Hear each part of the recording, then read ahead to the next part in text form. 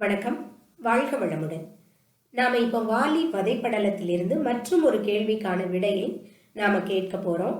கேள்வி என்னன்னா, ராமபிரான் வாலியை கொல்வதற்கான காரணங்களை கூறுதல். நம்ம எல்லாருக்குமே தெரிஞ்ச கதை தான்ப்பா. மரத்தின் பின்னால் மறைந்திருந்து ராமன் வாலியின் மீது அம்பை எய்து விடுகின்றார். ராமனின் அம்பால் தாக்கப்பட்ட வாலி கீழே விழும் பொழுது அந்த அம்பில் ராமனின் பெயரை பார்க்கின்றான். அதிர்ந்து போயிருக்கின்றான் வாலி. இந்த நேரத்துல மறைந்திருந்து தாக்கிய ராமன் வாலியின் முன்னால் சிறந்த வீரனை போல் வந்து நிற்கின்றார். வாலியின் இடத்தில் இருந்த 1000 கேள்விகள் என்னும். யாரை அறம் என்று நினைத்தானோ, சிறந்தவன் என்று கருதினானோ, தர்மவான், அறவான், சிந்தனை உடையவன், சீர்திருத்தம் கொண்டவன் என்று பலவாறு எண்ணினானோ, ஏன் கடவுளாக கருதி காதலித்தானே, அந்த பரம்பொருளின் அம்பை மார்பில் தாங்கிக் கொண்டு அந்த ராமனை முதலில் சந்திக்கின்றான் வாலி. வாலியின் மரணத்தை வகுப்பில் சொல்லுகின்ற எனக்குள்ளே இவ்வளவு கேள்வி இருக்குன்னா, நேரடியா தாக்கப்பட்ட வாலிக்குள்ள எவ்வளவு கேள்வி இருந்திருக்கும். முதலில் ராமபிரானை சந்திக்கின்ற வாலி ராமபிரானிடம், ராமா, மறைந்திருந்து என் மேல் அம்பு எய்தியது நீதானான்னு கேள்விய ஆரம்பிக்கிறாப்ல. இவ்வாறு ராமனிடம் கேள்வியை கேட்க ஆரம்பிக்கின்ற வாலி, நீ அரசகுலத்தை சார்ந்தவன் தானே, அதுவும் மனுவின் வழி வந்தவன் தானே, மனுநீதி தர்மம் உனக்கு கிடையாதா? உனது மனைவியை அரக்கன் ஒருவன் தூக்கி சென்று விட்டால் குரங்கின தலைவனை கொல்ல வேண்டும் என்று உனது மனுநீதி கூறுகின்றதான்னு கேட்கிறான். தொடர்ந்து இந்த மாதிரி பல கேள்விகளை வாலி ராமன் கிட்ட கேட்டுட்டு இருக்கிறாப்ல. அந்த நேரத்துல வாலி சொல்றாப்ல, ராமா, நிலவில் எப்படி ஒரு கருமை நிறம் நிரந்தரமாக குடிகொண்டிருக்கின்றதோ, இதுல எத்தனை பேரு அந்த நிலாவில இருக்கக்கூடிய கருப்பு நிறத்தை ரசிச்சிருப்பீங்கன்னு எனக்கு தெரியல. நாங்கள்லாம் சின்ன பிள்ளையில அம்மா கூட உட்கார்ந்து சாப்பாடு சாப்பிடும் போதெல்லாம் அம்மாவும் சொல்லுவாங்க, நாங்களும் அடிக்கடி சொல்லக்கூடிய வார்த்தை தான், அந்த நிலாவுல ஒரு பாட்டி இருந்து வடை சுட்டுக்கிட்டு இருக்கிறாங்க அப்படின்னு சொல்லி. கைஸ், நீங்களும் எங்களை மாதிரி இந்த நிலாவெல்லாம் ரசிச்சிருக்கிறீங்களா? இந்த கருப்பு கலரை நீங்க என்ன சொல்லுவீங்க? உங்களுக்குலாம் எங்க டைம் இருக்க போகுது? என்ன செல்போனும் கையுமாவே இருக்கிறீங்க, இயற்கைனா என்னன்னே தெரியலன்னு. ஒருவேளை இல்லைங்க நாங்களும் இதெல்லாம் ரசிச்சிருக்கோம் அப்படின்னு சொல்லக்கூடிய குழந்தைங்க யாராவது இருந்தீங்கன்னா அதை என்னன்னு சொல்லுவீங்கன்னு கமெண்ட் பாக்ஸ்ல சொல்லுங்க. இல்ல ஒருவேளை எங்களை மாதிரியே உங்களுக்கும் பாட்டி அம்மா இந்த கதையெல்லாம் சொல்லியிருந்தாங்கன்னா நீங்க அதையும் சொல்லலாம். சரி, நம்ம பாடக்கதைக்குள்ள வந்துடலாமா? இப்ப வாலி அதை தான் இங்க எடுத்துக்காட்டா சொல்றாரு. ராமா, நிலவில் எப்படி ஒரு கருமை நிறம் நிரந்தரமாக குடிகொண்டிருக்கின்றதோ, அதே போல் நீ சூரிய வம்சத்தில் பிறந்து சூரிய வம்சத்திற்கு ஒரு குற்றத்தை, குறையை, மாசை உண்டாக்கி விட்டாய்னு சொல்றாரு. இதெல்லாம் போகட்டும் ராமா, எனக்கு ஒரே ஒரு கேள்விக்கு மட்டும் பதில் சொல்லு. என்னைய ஏன் மறைந்திருந்து தாக்கி கொல்ல முயன்றாய் அப்படின்னு கேட்கிறாரு. நானும் சரியா கேள்விக்குள்ள வந்துட்டேன்னு நினைக்கிறேன். இந்த கேள்விக்கான பதில தான் ராமபிரான் சொல்ல போறாரு. அதுதான் உங்களுக்கான விடை. ராமபிரான் என்ன சொல்றாருன்னு கேட்டுடலாமா? ராமன் வாலி கிட்ட தன்னோட பதில சொல்ல ஆரம்பிக்கிறாரு.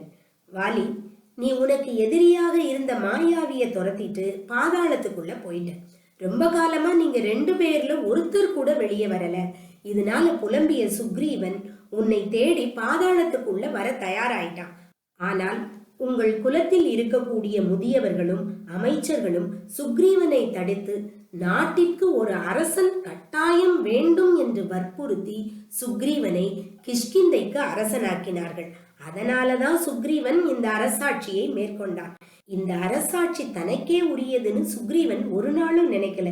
மாயாவிய கொன்னுட்டு நீ கிஷ்கிந்தைக்கு வந்த உடனே அவ்வளவு சந்தோஷப்பட்டான். உன்னை மகிழ்ந்து வணங்கி, நம் இனத்தவராகிய சுற்றத்தார்கள் வற்புறுத்தி இந்த அரசனை என் மேல சுமத்திட்டாங்க, இந்த அரசு உன்னுடையதேன்னு சொல்லி நடந்த நிகழ்ச்சியை உனக்கு சொல்லி சுக்ரீவன் அந்த அரசாட்சியை உன்னிடம் திரும்ப ஒப்படைத்தான். ஆனா நீ என்ன செஞ்ச? சுக்ரீவன் அரசாட்சிக்கு ஆசைப்பட்டுட்டான்னு நினைச்சு அவனை கொல்ல துணிஞ்ச. அந்த நேரத்துல கூட சுக்ரீவன் என்ன சொன்னான்? அண்ணா, நீ என்னைய துன்புறுத்தாத, நான் உன்னுடைய அடைக்கல பொருளாவேன். நான் செய்தது பிழையாக இருந்தால், அதாவது நான் செஞ்சது தப்புன்னா நீ தயவு செய்து அதை பொறுத்துக்கோ அப்படின்னு கெஞ்சு நான் உன்கிட்ட. நீ அதையும் ஏற்றுக்கொள்ளாது சுக்ரீவனோடு போர் புரிய ஆரம்பிச்ச. அப்ப கூட சுக்ரீவன் உன்கிட்ட என்ன சொன்னான்? வல்லமை உடைய உன்பால் தோற்றேன் அப்படின்னு சொல்லி அவனுடைய கைகளை உயர்த்தி உன்னை வணங்கி தொழுதான். அப்பொழுதும் நீ மனம் இறங்காமல் உன் உயிரை கூற்றுவன் உண்ணும்படி கொடுப்பேன்னு சொல்லி அவனை கொல்ல முற்பட்டாய். இதனால் சுக்ரீவன் தன் உயிரை காத்துக்கொள்ள அத்தனை திசைகளுக்கும் ஓடணும். எல்லா திசையிலும் கருணை காட்டாமல் நீ அவனை போய் அடிச்ச. இதனால் இறுதியாக சுக்ரீவன் ஒரு முடிவெடுத்து மதங்க முனிவரின் ஆசிரமம் இருக்கக்கூடிய இந்த ரிஷியமுக குன்றுல வந்து தங்குறான். எதுக்காக? நீ ரிஷியமுக குன்றுக்கு வந்தேன்னா உன்னுடைய தலை சுக்குநூறாக வெடித்து விடும்ங்கிறது மதங்க முனிவரோட சாபம். அதனால நீ வர முடியாத இந்த இடத்துல வந்து சுக்ரீவன் தங்கி தனது உயிரை காப்பாற்றி கொண்டான். அன்பு, நல்ல குடிப்பிறப்பு, வீரம், கல்வி, நல்லொழுக்கம் இதை எல்லாத்தையும் ஒரு மனிதன் பெற்றிருந்தால் கூட மற்றொருவன் மனைவியை மதித்து நடக்கும் பொழுதே அந்த மனிதனை பேராண்மை உடையவன்னு சொல்றோம். ஆனா நாம் வலிமை உடையோம் அப்படின்னு கருதி நெறி தவறி நடத்தல், எளியவரை துன்புறுத்துதல், மங்கையர் கற்பினை அழித்தல் இது எல்லாமே அறநெறியிலிருந்து தவறுவது. அறத்தின் இயல்பையும் இம்மை மறுமை என்ற இரண்டின் பயன்களையும் நீ ஆராய்ந்து பார்க்கவில்லை. அவற்றை நீ எண்ணி பார்த்திருந்தால் உன் அருமை தம்பி சுக்ரீவனின் மனைவியை கவர்ந்து சென்றிருப்பாயா? உனது தம்பி சுக்ரீவனின் மனைவியை கவர்ந்து சென்றதாலும் சுக்ரீவன் எனக்கு ஆருயிர் நண்பன் என்பதாலும் நான் உன்னுடைய உயிரை பறித்தேன்னு ராமர் சொல்றாரு. இது போக இன்னொரு விஷயத்தையும் ராமபிரான் சொல்றாரு. அது என்னன்னா, ஆதரவற்றவர்களும் மெலிந்தவர்களும் வலியவரால் துன்புறுத்தப்படும் பொழுது அவர்கள் துன்பம் தீர்ப்பதே என் கடமையாகும்னு சொல்றாரு.